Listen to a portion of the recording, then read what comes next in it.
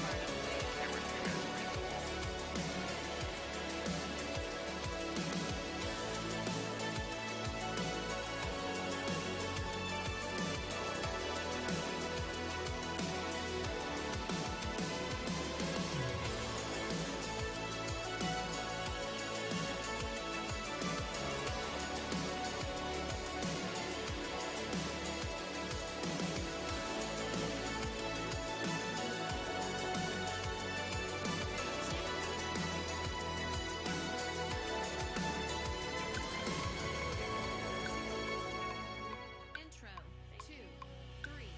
Good morning, everybody.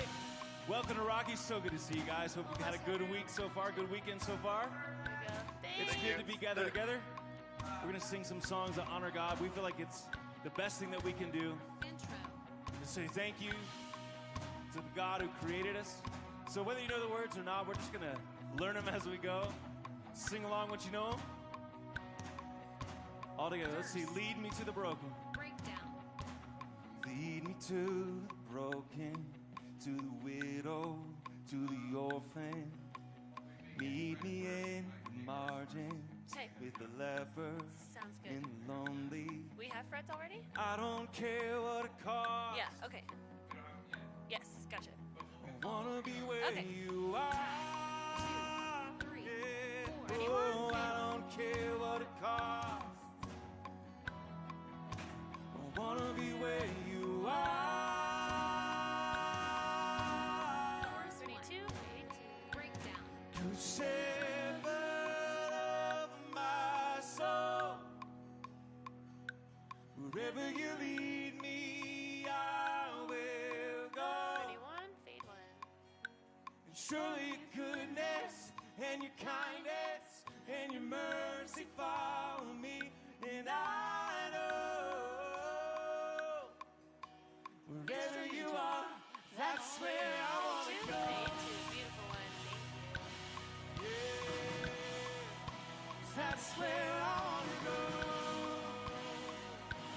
31. Wherever you are, that's where I want to go. Sounds good, come on. Verse 2, 2, 3, Send me. 4. Send me to the nations, to the hurting, where the pain is. 2. Fade 2. Lead me to the neighbor, into friendship with compassion. Whoa, I don't care what it 21. costs. Fade Oh, I wanna be where you are.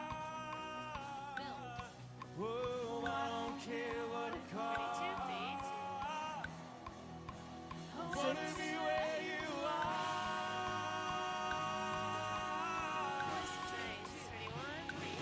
Good shepherd of my soul, wherever you lead me, I will 2. You can stay go. there. Surely your goodness and your kindness and your mercy follow me, and I Hey, just a heads up. I know your paperwork says 3 baptism spreads. We only have 2. Okay, thank you. where Ready I 2? go. Fade 2. Yeah. Oh, that's where I wanna go. Wherever you are, that's where I wanna go. Interlude. Ready 1? Yeah.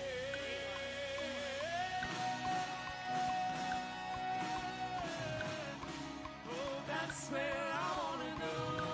Ready 2? Fade 2. Wherever you are, that's where I wanna go. To be near you. Oh, that's where I wanna go. Alright, we'll land here. This is where he is. Bridge 1. It's where you are. The blind will see, the deaf will hear, the voice they sing. We sing. Wherever you go, I'm going. Wherever you go, I'm 32. going. Fade 2. It's where you are. The lost are found, the dead are raised, the humble crowned. 31. Wherever you Fade go, 1. I'm going.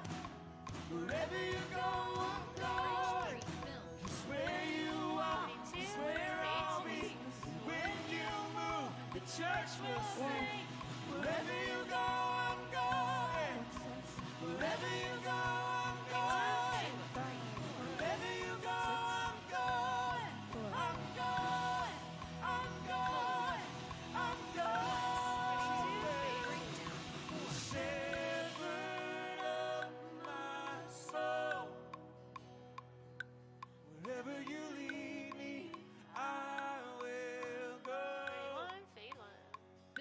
And surely your goodness and your kindness and your mercy follow me. And I know, wherever you are, that's where I want to go. Good shepherd of my soul. Wherever Nice you job, you lead guys. me, Movement's I beautiful. will go. 32, 8. Surely your goodness and your kindness and your mercy follow One, me. fade, one, And two. I Wanna find Nick? Play out. wherever you are, that's where I want to Two, go. let's do a push to him. Okay, ready, two, That's fade. where I want to go. And then you can just land on it when you get. Right, this is it. Yeah. You are, that's Be right where there. I want to go. Right. To be near you. Oh, that's where I want to go. Wherever you are, that's where I want to go. Come on, Rocky. I'm back. So good. A good reminder. Hey, just last week I had one of those weekends where you guys can relate, I'm sure. It was like we had to get our kids to multiple spots at the exact same time, like it defies reality, you know, in physics, that you have to get the kids everywhere they need to be. And as I'm driving, my check engine light comes on. And you know that moment when it happens, like you're completely irrational and you're thinking, if I just keep driving, it'll turn off. Right? That's what you're hoping. Rachel's And before getting long, that. there was like Yes. Woohoo. smoke billowing out of the exhaust pipes and like out of the hood. I'm not talking about like, oh, I think there's some smoke back there. I'm talking about whiteout behind my car. You cannot see any cars. Cars are like staying 300 yards behind me. It was like a spy car from the 80s. And like 9-year-old me would have thought that was super cool. I could just flip a switch and like smoke people out behind me. But 43-year-old me was a little bit stressed. You know, it's like, what have I done to my car? This car is total. That's what I was processing. So we call a tow truck. And like, yeah, we can help you, but we're not gonna be able to get it today. We can tow it tomorrow. Does that help? It's like, no, that's not that helpful. So we get our car, our crippled car, we get it back to the house, and we make our way to the games that our kids are playing, and it's not going well. We're just getting beat by like 40 points. So that's stressful. And it's 10 p.m. We're 45 minutes away from our house. My neighbor is texting me saying, your dogs will not stop barking. You've got to do something. And it was just one of those moments where everything was compiling. And I was just, my neck was all tense, and I was stressed, and I was just angry. That's what I was feeling. I was just like, why can't something go right? And I carried that in to the next day. And it was last Sunday, I was pulling in here, this parking lot. And I felt like God was just like, you need to focus on something that's good right now. Because all my mind was going to what was wrong. And here's the thing, even though something tragic didn't happen, it wasn't like the worst thing in the world, right? I mean, car breaking down, it's not that big of a deal in the grand scheme of things. I realized this, my happiness is so fragile. It's like 1 second I can be happy because I feel like things are going the way I want them to, and the next second they just start to fall apart. It's like dominoes. And this is the freedom that I feel like God offers. When we put our minds on things above, we find the things that are good. We find the blessings, things turn around. And for me, this is what God brought to my mind. Right now, my kids are healthy. And that was one, sometimes overlooked thing in our lives. And I know we can't guarantee that that'll always be the case. Right? My kids may not always be healthy, right? But they're healthy right now. And the other thing, I realized that my kids love God. They want God in their life. And I was so grateful for that. And there's no guarantee for that either. But recognizing, I felt like God was saying, see what is good right now. And my mind changed. And it gives us a different perspective. And what I want us to do today is I want us to lean into that a bit. And I want to challenge you with something that might make you a little uncomfortable. If you're willing, I want you to open up your hands right in front of you. You don't have to lift them up high and bring attention to yourself if you don't want to, but just put them palms up in front of you. And what I want us to do is have this posture, this literal posture of letting go. And the things that are bringing anxiety right now, the things that are just stressing you out, as we worship today, as we sing, I want you to be able to let them go to God. And the other thing about having your hands like this is also this posture of receiving something. And I want us to, as we sing, to recognize, God, open my eyes to what you have for me. Because I'm letting things go, and I want you to be faithful, and I want you to give me, so I need something from you. And I want you to seek out peace. I want you to seek out what God can only give. And that's this depth of joy no matter what. And today, maybe the only thing that you can focus on is the good news of grace, right? Maybe life just looks so rough that that's the only thing that we can focus on right now. God loves you, and he wants you to receive that grace. And maybe if it's still really difficult, we get to celebrate several more baptisms in this service. We're going to celebrate, 4 or 5 more baptisms, some at our Frederick campus, some here at our Niwot campus. And I want us to celebrate what God is up to, because God is up to something and moving in people's life. So when they come up out of the water, you're allowed to clap those hands that you have in front of you. But let's be open to God. Let's give him our troubles, our worries, our anxieties. Let's receive the peace of God. 1, Let's try this together. Let's sing these words. chorus, Let's wait. 3, No. 4, Yeah. 5, I 6. throw up my hands, Find some time. praise you again and You want me to again. wait till post ours? It's all that We'll do it now. I have is a You want me to hit play now? No, I think we should wait till after ours. Okay, sounds good. But definitely don't play it during this, It's a really powerful part. I know it's not much, nothing else fit for a king, except for a heart singing hallelujah, hallelujah. Chorus, See it again. So 3, I'll throw, Mills. Ready, one? I'll throw up my hands and praise you again and again. All that I have is a hallelujah,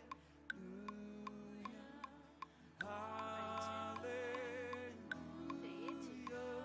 I Beautiful know one, it's thank not you. much, I've nothing else fit for a king, except for a heart singing hallelujah. Thank you.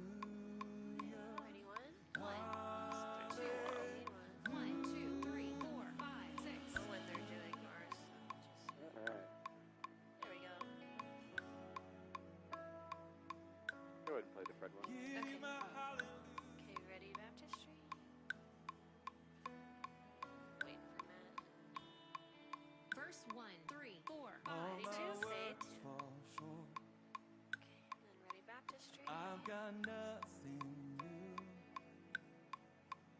How could I Can you pause the baptistry? What? Can you Pause? pause on it? my gratitude? Verse 2, 3, 4, 5, 6. Sing One, these fade songs as I often do. Every song must end, and you never. Should I do it? Chorus 1, 3, 4, 5, So I 6. throw two, up fade my two. hands, Yeah, go ahead and play praise them. you again I and don't know what that is, Amanda. Go, 3, go, baptistry. all that I have is a hallelujah, hallelujah. Chorus 2, 3, 4, 5, I 6. know it's not much, I've nothing else fit for a king, amen, except for a heart singing There's one hallelujah, more.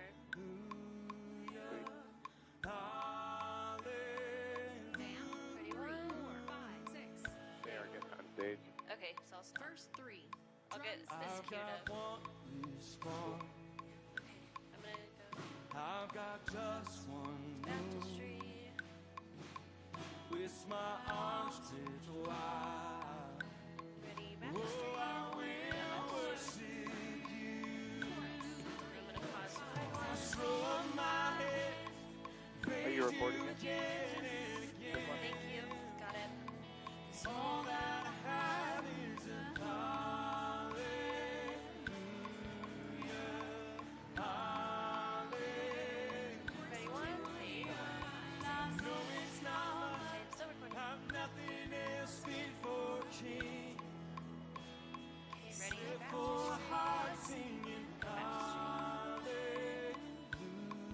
hallelujah,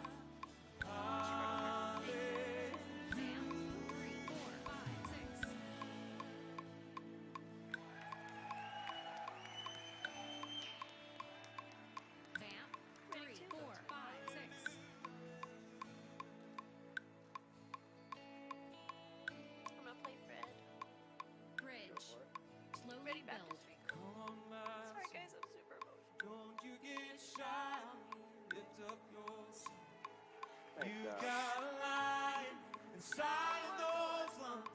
So get up and praise the Lord.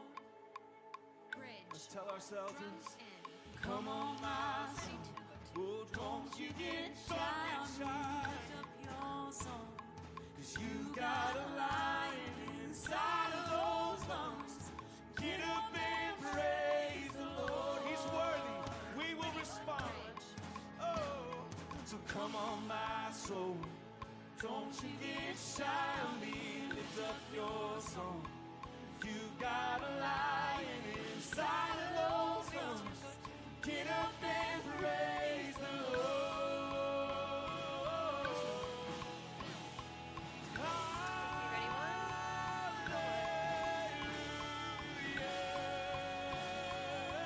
Ready, two, go.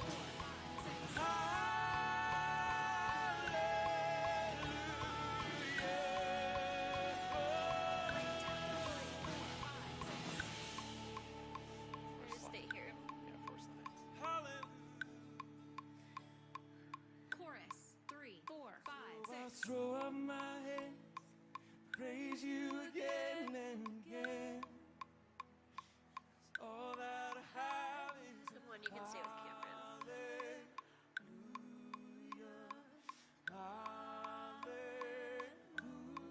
Get me choked up now. I know, it's a heavy day for me. Nothing else fit for a king, nothing except for a heart singing hallelujah, hallelujah. Ending. 3, 4, 5, 6. Amen. Let's thank him. 1.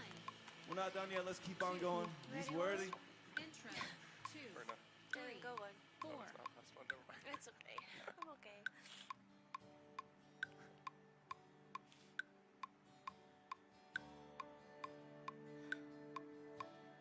Verse 1, 2, 3, 4. Darkness, we were waiting without hope, without light. Till from heaven you came running. There was mercy in your eyes to fulfill the law and prophets. To a virgin came the word from the throne of endless glory to a cradle in the dirt. Ready, two, fade two. Chorus. 2, 3, 4. Praise the Father, praise the Son, praise the Spirit, three in one. Ready, one, fade one. God of glory, majesty, praise forever to the King of Kings. Two, fade two. Verse 2, 2, 3, 4. To reveal the kingdom coming and to reconcile the lost, to redeem the whole creation.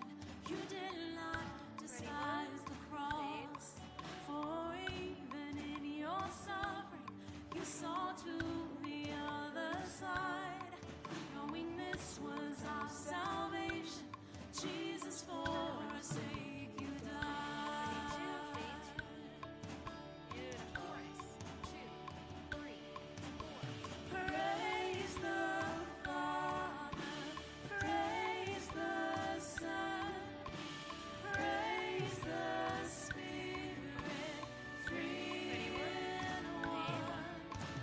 God of glory, majesty, praise forever to the King of Kings. Stay here for a second. Verse 3. Breakdown.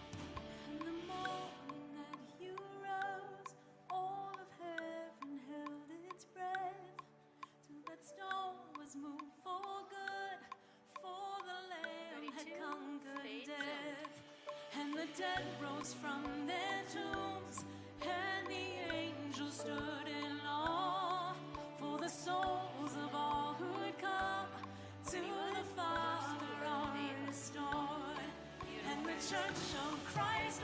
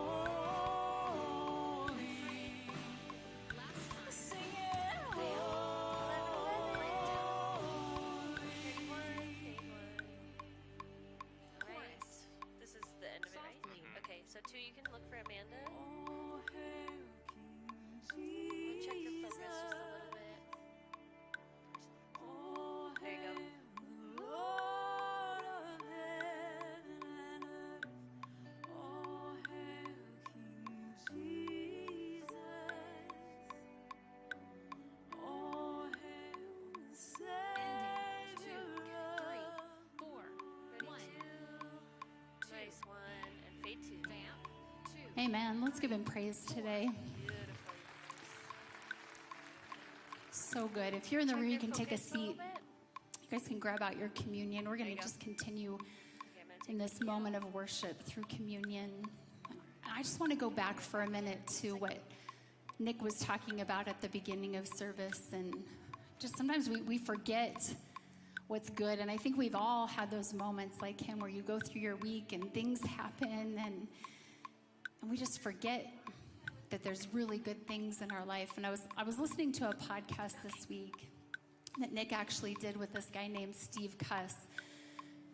And Steve was talking about this idea of anxiety. He wrote a book called Leadership Anxiety. And I think he asked the question, do you think you have anxiety? And some of you in the room would say yes right away. And I think for me, it took me a minute. I don't know that I have thought I struggle with anxiety.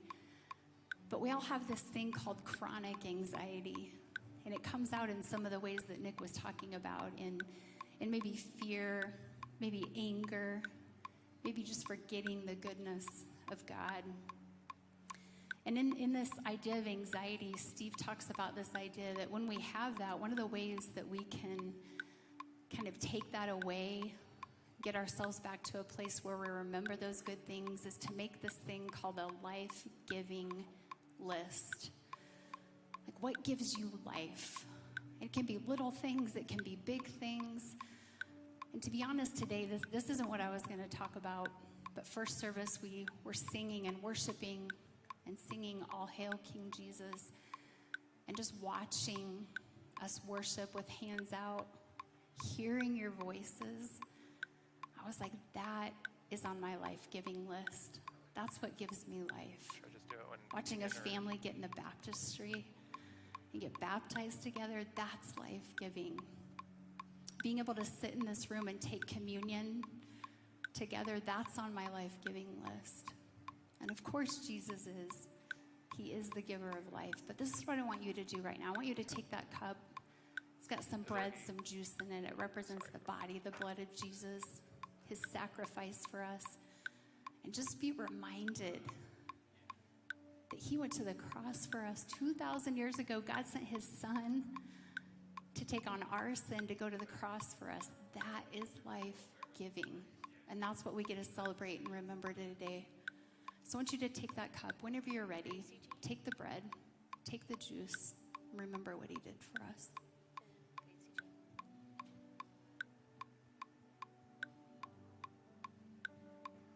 reminder for you're already on it. Two, I'll come back to you.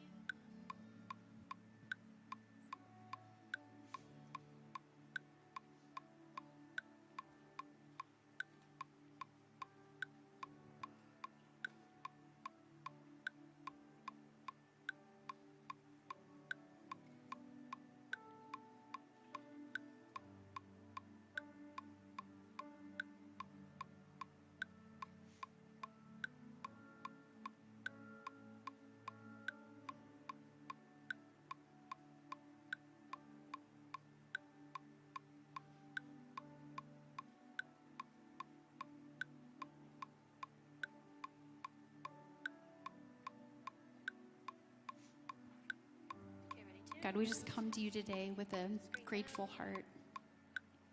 God, I'm thankful that you see us in all of our mess and all of our imperfections.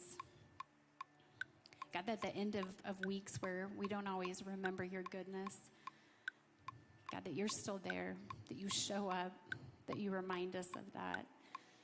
God, I thank you that you loved us so much that you sent your son to go to the cross for us, that we get to sit to remember that today.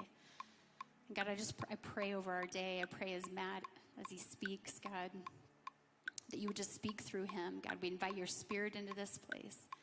We invite you to work in our lives in a mighty way today, God, that we would take your word, your truth, God, that we would live that outside of this place. We're thankful for you, thankful for who you are in our lives. God, we give this day to you. We give you praise. We give you all the glory and honor today. And I pray all of these things in Jesus' name. Amen. Good morning, church. Hope everybody's doing well. Want to give a shout out to Niwot campus. Everybody's hanging out with us online. Thanks for taking an hour of your Sunday morning to to be with us. We're going to jump in to Ephesians chapter 6 here in just a moment as we continue our series, Christian Streaker. But before we do, I want to give you a reminder because I know we're getting into, for some of us, a part of the year that starts getting a little busy. I know in my family, we've got one of our girls graduating from high school, which is crazy. This is crazy. I know what you're thinking. Doesn't look old enough to have a kid. You're right. I just don't even feel old enough. So anyways, we got a kid graduating. I know we have a lot of graduates this year. And so in a couple weekends, I know it's just going to get busy with parties and everything. And then we got summer and we're going to be traveling for vacay and all that. So anyways, just a reminder that every week we stream our services online. One of the major platforms we use is YouTube. And if you're 65 or older, YouTube is a place you can go and watch videos, okay? And so we stream our services. And I want to encourage you that as you're kind of out and about, anytime you're kind of busy on a Sunday morning, that you would still be connected and engaged with what's going on around here through even something as simple as YouTube. So our service is on there, messages are on there, and we would love to stay connected with you. So enjoy and just enjoy all the things that are coming up. And if there's some, time conflict on a Sunday morning, stay engaged with us. That's what some of you are doing even right now. So anyways, Ephesians chapter 6, if you have your Bibles, you can turn there. We've been reading the same verses over the last couple of weeks because Paul's writing to the church in Ephesus, and he's giving a really big reminder. He's bringing awareness in chapter 6, which I think is probably one of the most powerful chapters in the New Testament because Paul is very aware of something. He has lived life in such a way that even as he gets near the end of his life, he goes, look, there is a war that is happening, and you don't always get to see it, and if you're not careful, you'll mistake that this war is, involves somebody else or other people. And he goes, no, that's not the deal here. You're in a war. This is a spiritual battle, and you have an opposition. This is what we talked about in week 1. You have an opposition that is out to get you, to kill you, to destroy you, to distract you. And if you're not aware that this thing is happening, that this war is going on, then you will in essence become a Christian streaker.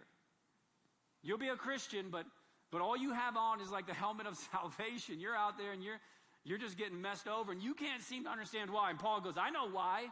Because you are not putting on what he will call the full armor of God. So check this out. Ephesians chapter 6, starting in verse 10. Here's what Paul says. Finally, be strong in the Lord and in his mighty power. And then here's that phrase. Put on the full armor of God so that you can take your stand against the devil's schemes. So Paul goes, make no mistake. The devil is coming for you. It's not if he's coming for you, it is when he's coming for you and how he's coming for you. But Paul goes, make no mistake, he's coming. And he is crafty and he's shrewd and he kind of knows the chinks in your armor. And so he's going to be doing things with you that maybe he wouldn't do with other people. But Paul goes, he's coming. And when he shows up, here's the goal. This is why Paul wants you to put on the full armor of God so that you can withstand his tricks. So that when the battle is over, you will still be standing strong. And this idea of standing in the faith is a major theme in Paul's writings. He talks about this idea of standing over and over and over again. Look at this, verse 13. Therefore, he repeats himself, put on the full armor of God. God has given you some gear. You should put it all on. So that when the day of evil comes, you may be able to stand your ground. And after you have done everything to stand firm then. With the belt of truth buckled around your waist. That was week 2. With the breastplate of righteousness in place. That was week 3. And with your feet fitted with the readiness that comes with the gospel of peace. So Paul's writing this under, Roman guard supervision. I just imagine, he's thinking about this war. He wants to encourage the church in Ephesus. And he goes, okay, what are they going to need? What are they going to need in this battle? And he goes, oh yeah, they're going to need a belt. And so we talked about the belt. And then he goes, they're going to need a breastplate. They're going to need something to protect, their major organs. They're going to need something to protect their heart. And Paul's writing it down. And then we get to the 4th week of this series, and he goes, oh, okay, you know what else they need? They're going to need some kicks. That's what the cool kids call them. They're shoes. He goes, they're going to need some shoes now. They got to have something for their feet. Look again at verse 15. And with your feet, we're talking about shoes, fitted with the readiness that comes from the gospel of peace. And so we're calling these shoes the shoes of peace.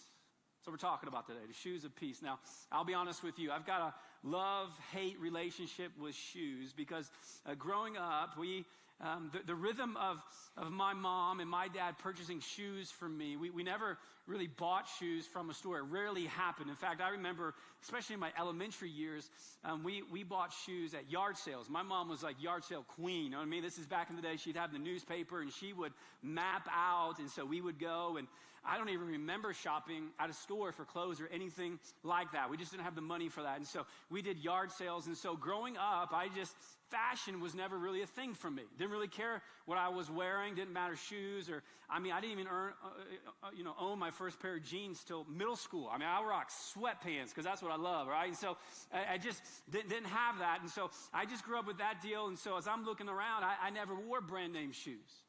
Never had a pair of Nikes or Adidas. And but for most of my upbringing, I didn't care until I cared. All right, but I didn't care a whole lot about my shoes. In fact, if it wasn't yard sales, if I wasn't going to yard sales to buy my shoes, we went to another store. You may have heard of it. Maybe you shopped there growing up, or even maybe now. It's sweet. It's called Payless. Any Payless people in here? Yeah, you know what I'm talking about. You could walk in there, you didn't know what you're going to get. Oh yeah, you just whatever they had, and so you just figured it out. And so that was my rhythm. I'm just telling you, all of that was true until I got to middle school. And quickly I realized, I do kind of care about what shoes I wear, but I don't even like that I care. Here's what happened. It was going into my 7th grade year, and a couple of weeks before school started, my grandparents, I call them Mama and Papa. They're going to watch this service at some point. They live in Pennsylvania. Guys, I love you dearly. They took me back to school shopping, and they took me to a store that's known for its fashion. It's called Kmart. So we went to Kmart, and we did all the back-to-school shopping. They were buying me all, clothes and everything. And then I remember my mom all said to me, hey, would you you need some shoes? And I was like, yeah, the shoes would be great. And so we went to the shoe aisle in Kmart, and we picked out what I thought to be at that point the sweetest-looking Spaldings I have ever seen in my life. We got a picture of them up there. I mean, I just thought those were the best shoes ever. Some of you didn't even know that Spalding made a shoe, and they did. They sold them at Kmart. And so I got this Spalding, and I was so excited. And I remember walking into middle school, it was first day in middle school, 7th grade. I walk in with my new Spaldings on, and guess what? I was the only kid wearing Spaldings in the whole school, the whole 7th grade class. And I remember feeling this weird tension all of a sudden because, there's a lot happening in middle school and high school, and you're trying to, figure out who you are and who your people are, and all of a sudden, what you wear matters. And this was so new to me, and I remember just causing tension, inside of me, and I just couldn't find my people. Nobody was really dressing like me. Nobody, was wearing shoes like me. And so about 6 weeks into my 7th grade year, my father passed away. If you've been part of our church, you know some of that story. And so I was out of school for a couple of weeks after that. I remember going back to school after all that, we're a couple months in. I remember wearing my Spaldings and just feeling this tension, just not fitting in. I remember going home and having a discussion with my mom. I'll never forget it. We're at the dinner table, and, our house and my family just went through just severe pain and trauma and losing my dad, her husband. But I remember sitting at the table and going, Mom, can I tell you something? And she said, yeah, what's up? And this is why my mom, she was so good. I want to be like her when I get older. But she was like, yeah, what's up? I said, I can't wear my Spaldings to school anymore. And she said, what's going on? So I tell her the whole deal. And the first thing she said, she didn't lean in. And as a parent, I know now shoes are so expensive. When you have so many kids, it adds up so quick. And instead of going, no, you got those Spaldings and blah, blah, blah, she just looked at me and she said, get in the car. And we got in the car that night. It was about 6:30, 7 o'clock. We went down to the local sporting goods store. And I remembered seeing all the shoes on display. She goes, pick what you want. And I picked out my first pair of Adidas, and I felt like a king. And I walked into that school on Monday, and I was like, what's up? Y'all see me now? I've been moving up. I started at the bottom. Now I'm at the top. Look at these Adidas. And I even remember what they looked like, and it was just such a big deal. And you get this. Shoes, they're a part of kind of our brand and our style, and they come in all shapes and sizes, and they're designed for all different things. And we might not even be on the same page about what's cool, isn't cool, but you just know this. I mean, there's all different kinds of shoes that are designed for a specific purpose and function. For example, there's these pair of shoes that I wish I had grown up. These are the Reebok Pumps. What you know about these? These shoes are for basketball players, and the whole deal was if you could buy these shoes, and then if you weren't good at basketball, you could just pump air into your shoe. I don't even know if it pumped air into your shoe, and then all of a sudden you could be in the NBA. That's how it was presented. So all the kids, these were very expensive shoes at the time. You got pumps, and then it was like, how many pumps do you like? And it was like, I like 20 pumps. There's all this kind of stuff. So anyways, basketball shoes are designed to help you maybe jump a little bit higher or keep your ankles, from rolling over, to keep you healthy and all that kind of stuff. But a lot of you rock basketball shoes if you play basketball. And then you got these kind of shoes, totally different kind of shoe, different design, different function. These are golf shoes. And any golfers in here? They're all depressed. Okay, so anyways, I get it because golf is so hard, but the golf shoe is designed, during your golf swing, because there are certain parts of your swing where you need to be very stable and you need to be connected to the ground. If you're slipping around and, you might hit it the wrong direction and all that, and I'm just telling you right now, if you're not very good at golf, I bet you it's because you got the wrong shoes. You know what I mean? If you got some new golf shoes, ladies in the room, just humor your guys. Let them go buy a nice pair of golf shoes, and then they're going to quickly realize it has nothing to do with the shoes. But these are designed specifically for a certain sport. Now, I'm a dad, so I have a dad joke about golf shoes. Are you ready?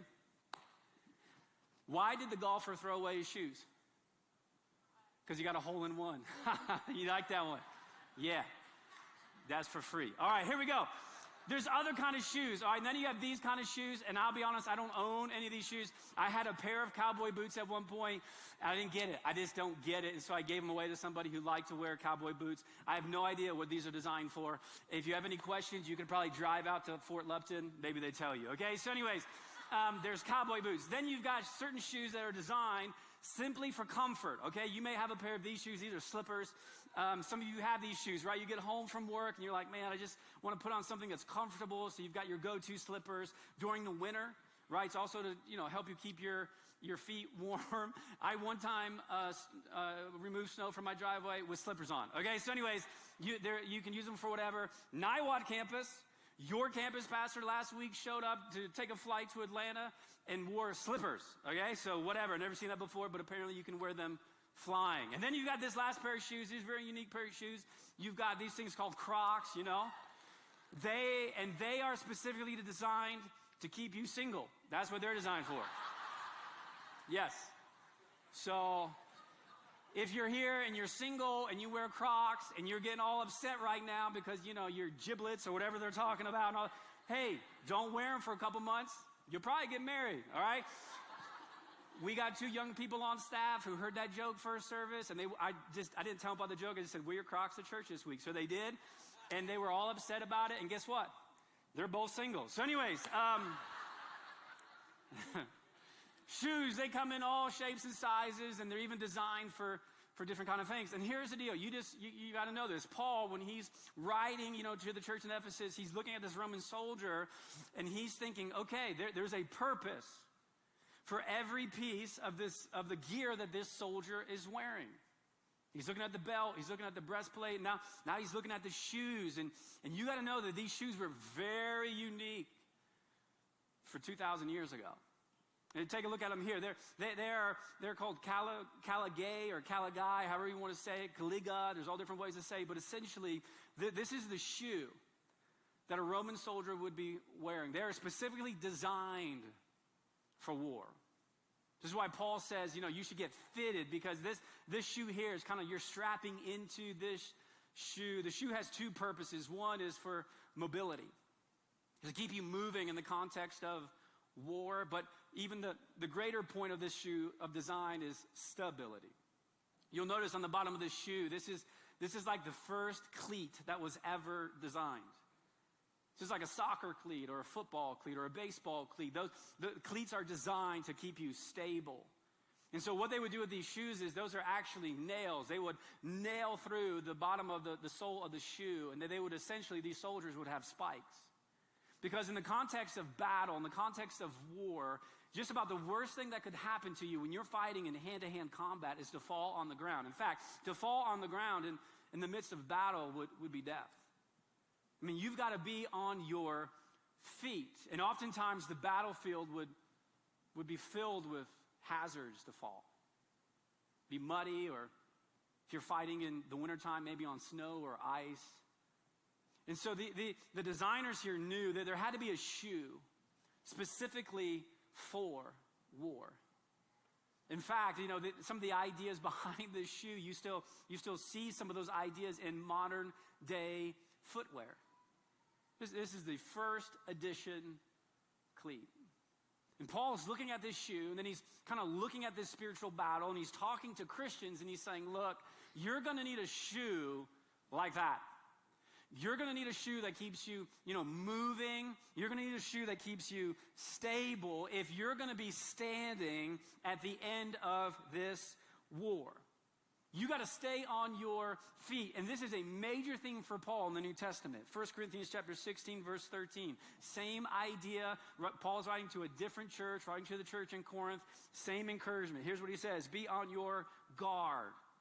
For what? Well, for the devil. Be on your guard. Stand firm in the faith. Be courageous and be strong. Stand firm in the faith. You're going to need to put some shoes on that have a little bit of traction for you so that when this war is all done, you would have been able to stand your ground. Again, this is a very important function of these shoes. Go back a couple of weeks and Paul said, look, you're going to need a belt, which is very important for a soldier, but it is attached to this idea of truth. Last week, Sean talked about, listen, it's very important that you put on the breastplate, but the word there is righteousness. And Paul goes, look, you're going to need some shoes. But you're going to need shoes of peace. Peace is the word. Which is great news, I think, for all of us, because we've all had moments when we feel like all hell's breaking loose in our life. You ever been there? Just chaos abounding, something surprised you. You weren't expecting it. Your life was going in this direction, and all of a sudden it changed. Can't handle another phone call. You don't want to read another text. You can't handle any more bad news. We've all been in that moment, and yet Paul leans into real life, and he says, in those moments, if you're a follower of Jesus, you can still experience peace. Here's how. In most of the world, the word for peace means the absence of war. It's not wrong, but Paul would say it's not complete. Peace is more than that. The Old Testament Hebrew word for peace is the word shalom. And shalom brings this idea that peace, shalom, is when you kind of remove the chaos, but you're replacing it with something else, something better. It's the idea, for you young parents, if you've ever watched the show Bob the Builder, you know what I'm talking about? And Bob says, can we fix it? And then everyone goes, yes, we can. Some of you go, yes, we can. This is the idea. Shalom is kind of, you see something that's broke, and because you've got the shoes of peace, you kind of come into that chaos, and you're going, we can fix this. We can make this better. This is not how this should be. It shouldn't sound like this, shouldn't look like this. And so shalom brings this sense of wholeness and completeness. It removes the chaos, and it makes it better. Makes it more towards what it was originally designed to be. It fixes it. It replaces it with something of greater value. And so the idea here, with this whole idea of shoes, you might go, where do we go shopping, for these kinds of shoes? Look again at verse 15 in Ephesians 6. Says, and with your feet fitted with the readiness that comes from, so where do these shoes come from? They come from the gospel. The store is called Gospel. And the word gospel simply means good news. In fact, if you're kind of new to church, we'll say this a lot about, the gospel of Jesus Christ. Here's what we're saying. We're talking about Jesus. This is the gospel. This is good news. So Paul leans in and goes, look, you got to go get fitted for these shoes. Just like if you want a good pair of running shoes, you just go to the store and buy them. You got to go get fitted for these. And you go, all right, Paul, where do we go? He goes, well, I know a guy who makes good shoes. His name's Jesus. He works at the gospel store. You should go check him out. Well, why is he so good at these kind of shoes? Well, here's why. This is Isaiah chapter 9, verse 6. We read this verse at Christmas, but it applies today. For to us a child is born, to us a son is given. And the government will be on his shoulders, and he will be called Wonderful Counselor, Mighty God, Everlasting Father, and Prince of Peace. Shoemaker. This is why what Paul says, what he says in Colossians chapter 3, verse 15. Paul, again, writing to a different church, says, let the peace of Christ, let the peace of Jesus rule in your hearts. Since as a member of one body, you are called to peace. Church people rocking church shoes that they got from the guy who started the church, Jesus. And listen to what that guy said when it comes to his shoes. John 14:27. This is Jesus talking. He says, peace I leave with you, and my peace I give you. I do not give to you as the world gives. Do not let your hearts be troubled, and do not be afraid. That you can be wearing in this life. And the world's going to tell you that they've got some really cool shoes. And that if you put them on, you'll find peace. But Jesus goes, it'll only be temporary. And if you're alive and breathing this morning, you know that to be true. There's all different kind of ways. Coping mechanism, things that the world will say to you and go, look, if you put these on, then you'll find peace and you'll jump into it only to learn what we've all learned. That, yeah, it takes away the anxiety and fear and worry for a moment, but it always comes back. Jesus leans in, he goes, no, not so with me. If you put on the shoes that I make, you can have peace not just for a moment or a day or a week or a month, but you can experience peace in all its fullness for the rest of your life. Meaning that when it's all breaking loose externally, still internally, you can have peace. I don't know if you've ever seen that before. I've experienced that just in my own life, but also just, I remember growing up, and one of the biggest moments in my own spiritual formation as I was kind of understanding what this looks like to have a relationship with Jesus, a person that I had a front row seat in managing chaos was my mom. After my father passed away, I was very mindful because about 6 months before my dad died, my best friend's dad died. And his family fell apart. And I remember thinking after my dad passed away, this is what's going to happen in my family. And I began to watch my mom ever so closely. And what should have been an incredible chaotic season, she handled with such peace and grace. I wouldn't be able to tell you what it was in the moment, but I just remember thinking, wow. And I'm sure, and I've talked to her since, there were some restless nights in her room that were filled with tears, but I'm just telling you, you could sense this deal, that this thing wasn't going to fall apart. That even though it felt so crazy and out of control and so much had changed in a moment, she was stable. She was firm. Nobody would have critiqued her for wigging out. And yet she didn't. And as I got into an adult, I've called her several times and said, what was going on in that moment? And I kid you not. Here's what she said to me. She said, Matt, I said, Mom, what was that? I mean, how did you just kind of keep it all together? And she said, Matt, here's the deal. I was very aware that we have an opposition. And I knew early on that he was going to try to destroy our family. And I refused to let that happen. Whew. Wow. I refused. I was not going to let that happen. So what'd you do? Well, I'll tell you what she did. She put on some shoes. And she managed this season in such a way that gave credit to the gospel, which as a young, 12-year-old boy, I'm watching this going, okay, now we're really going to see what kind of faith people have. It's all good when we're on the mountaintop, and then when it all breaks loose and chaos is abounding, Paul says, stand firm in your faith. And when you see it, it's a testament to Jesus. Wow, how could you do that? Here's why. Because my mom had a belief in Jesus. And she believed that Jesus is in control of all things. And while she was in the midst of chaos, she also knew she could experience peace because of who Jesus is.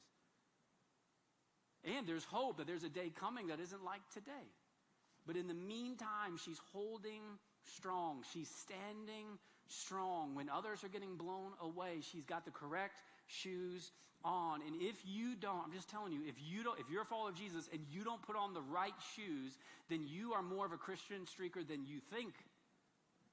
And when the devil shows up, when life shows up, when chaos shows up, you will not have the proper shoes on to stay. It is to your benefit to experience peace that will last not just a moment, but for a lifetime. And then Paul, and then Jesus, he doubles down. He goes, look, if you put on these shoes, not only is it a benefit for you, but it'll become a benefit for others. Don't put on the shoes, you're a Christian streaker. You do put on the shoes, you get a new title, and Jesus will call you a peacemaker.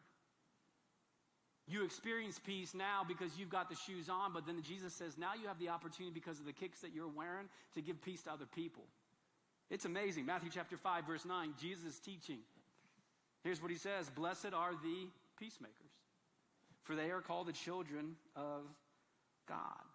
You've got the shoes now that keep you stable, and because of your stability, you're now able to walk into chaotic situations and bring peace. Here's what Paul says, writing to a different church in Rome.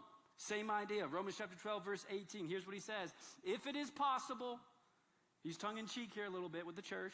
If it's possible, as far as it depends on you, live at peace with everyone. Now, that doesn't get a lot of play in our churches these days, does it? How many of you have that verse posted up on your refrigerator? You should. Hey, if at all possible, because, this is Paul, because you get it, because of Jesus, and he's called the Prince of Peace, and he makes these shoes, and just like a Roman soldier who's at war, who's going to be stable, standing firm, you're going to need these kind of shoes. Well, how do you know if you're rocking these shoes? Paul goes, well, here's how. Are you trying to be at peace with everyone? That doesn't play well in our culture. It's insane. I mean, imagine a world today that just could flip a switch and go, hey, we're gonna work on having peace with everybody, everywhere. Imagine that kind of world. Imagine a church that would take that seriously. We're going to live at peace. Well, Paul, what do you mean? Paul goes, glad you asked. Verse 17. Paul goes, hey, don't hit back. And some of us right now went, oh, man. Don't hit back. Someone hits you, don't hit back. Discover beauty in everyone. If you've got it in you, get along with everybody.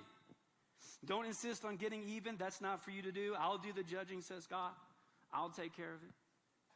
Verse 20, our scriptures tell us that if you see your enemy hungry, go buy that person lunch. If he's thirsty, give him something to drink.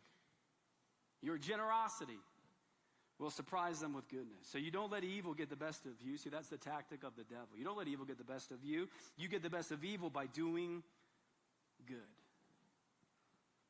All of a sudden, if you're a follower of Jesus and you're rocking his shoes, how you respond to people who disagree with you, who hurt you, who hate you, who say mean things against you, how you respond to those people matters to God.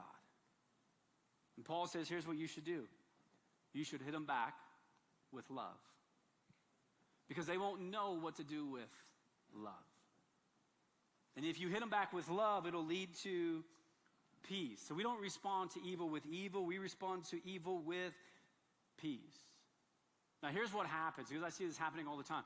2 weeks ago, we talked about the belt of truth, and some of you in here loved it, right? You're like, that's what I'm talking about, Matt. You just tell them the truth. You're just all fired up, truth. And you're like, I'm glad you said that, because I have the spiritual gift of telling people the truth. And let me tell you, I resonate with that because I'm with you. I love the truth, and I love stirring it up, and I love, getting in there. But here's the thing. Most people, when I deal with people with this, and I get accused of this sometimes, Matt, you're just not telling people the truth. Yes, I do. Okay, yes, I do tell the truth. I'm just not telling the truth like you want me to tell the truth, and here's why. Because you want to tell the truth only with the belt of truth, with no shoes on. That's what you want to do. You out there with no shoes on, running around, just getting all burnt. You're like on some hot pavement, just getting burned up, and you yelling to people about truth. Look, it's about putting on the full armor of God. It's about all the gear. And so while I'm all about repping the truth, I'm also bringing the peace. That peacemakers understand something, that when they put these shoes on, this is what we have to learn a little bit. And this is what we don't know in our culture. And listen, if you're a mom or dad, we have to teach our kids this. what I'm about to say, because we haven't done a good job, and it's destroying culture.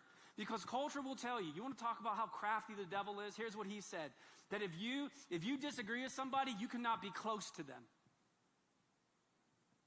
That's not in the Bible. Where'd that come from? Not God.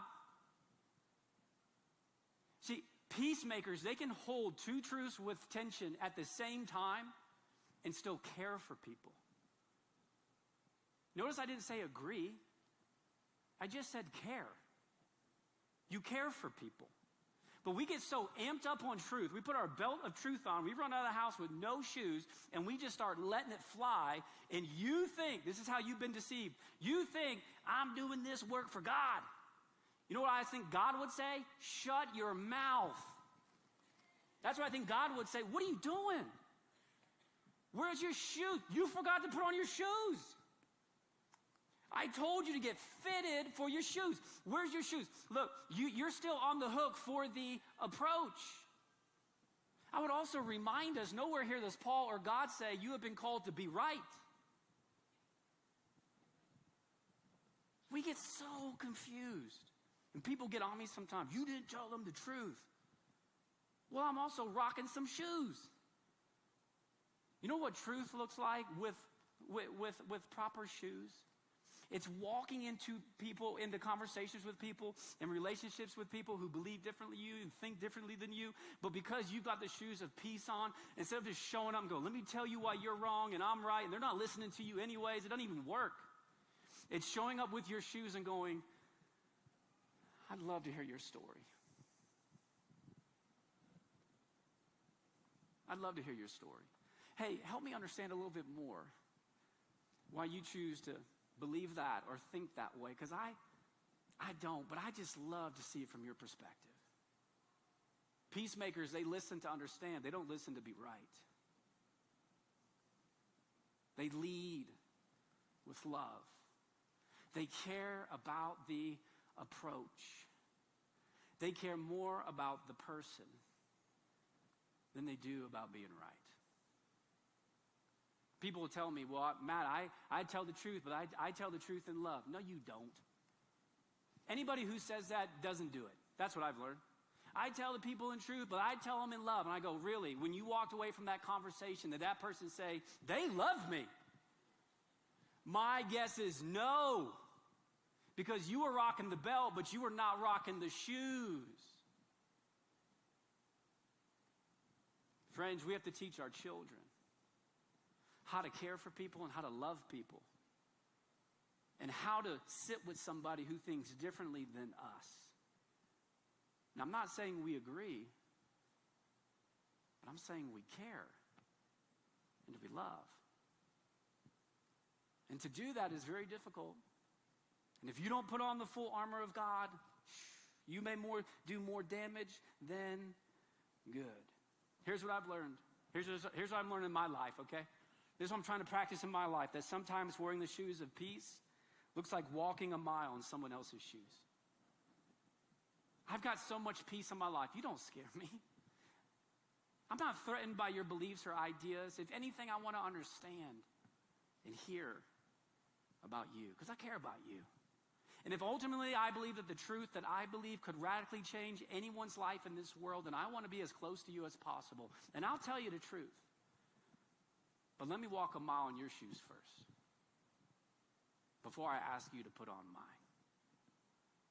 And if we just had a church that would live that out, if we had a church that would walk out of here in their shoes of peace and take Paul seriously and go, hey, listen, I'm going to try to live at peace with everybody, everywhere, there would be more people here next week. It would be so foreign to our world because we have learned from listening and watching that when somebody hurts you, you hurt them back. When somebody attacks you, you attack them back. And Paul says, not so with you. I think about Jesus when he was arrested, being tried for essentially being, claiming to be the Son of God and making people's lives better. And they're yelling, crucify him, crucify him, crucify him. What'd Jesus do? He didn't yell back. He put on his shoes. He walked up to the hill with his cross. And he died. That's what he did.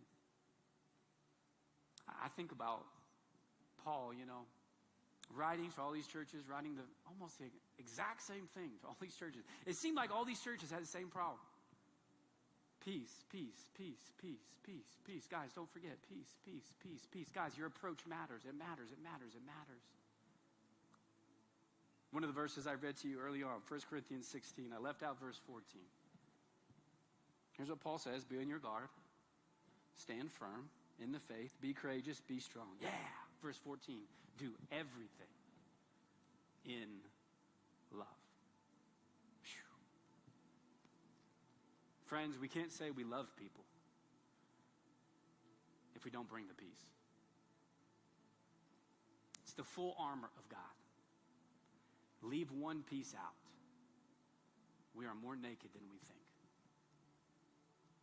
I was just thinking this week, church in Ephesus, Paul's writing this 2,000 years ago, wants to encourage the church. I was thinking, what would it have been like to be there, And if you do a study on the church in Ephesus, I'd argue that the church in Ephesus is very much like our church here at Rocky, very much like it. There's older people. There's younger people.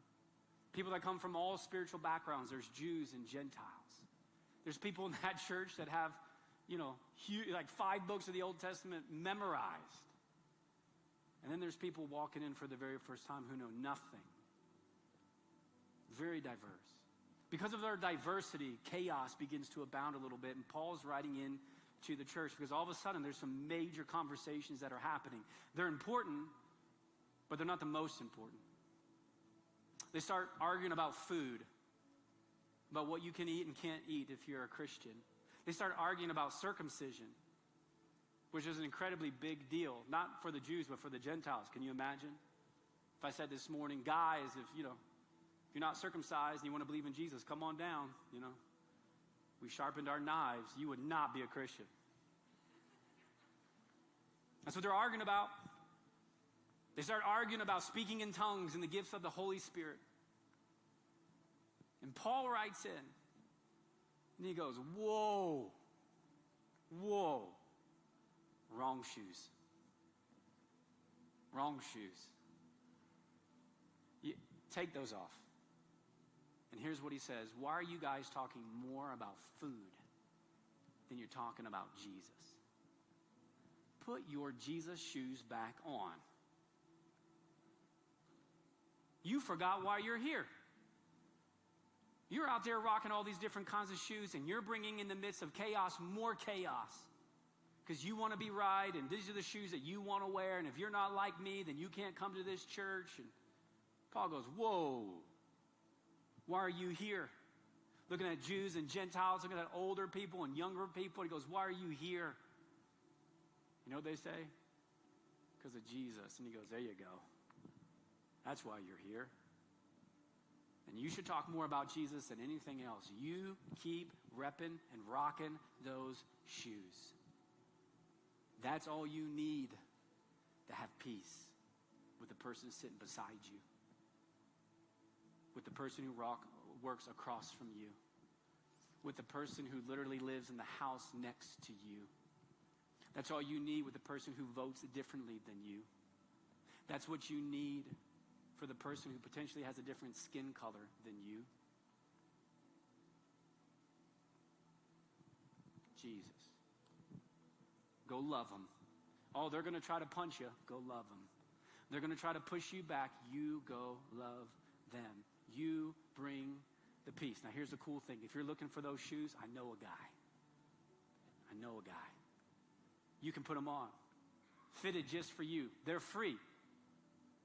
Cost him his life. They're free for you. And if we're going to experience any hint of heaven in the here and now, Paul says, and Jesus says, you better put on these shoes because you're going to need them to stand firm. You're going to need them if you're going to be standing at the end of this deal. Let me pray for us. Father, this morning I thank you for the reminder, a practical piece of footwear that we put on every single day, our shoes. Would you help us this week as we get up in the morning and we get dressed and we put on our shoes, that you would remind us that we have been called to be peacemakers in a world that is chaos. That we are the ones that when the world hits hard, when the devil shows up and tries to knock us down, these are the moments we exercise our faith to stand firm in the midst of difficulty. If we need any encouragement this morning, I pray that we would look to you and to the cross, the Son of God, who could have responded in a variety of ways to the critics and his enemies and the religious leaders, and yet he kept his mouth quiet and he died. I pray that we would be people that when we show up, things don't get more chaotic. They get more peaceful. Because we are living our days with the true peace that you've given to us. So help us in our flesh that when we want to push back, when we want to swing back, when we want to yell back, that we may see you pushing back on the cross.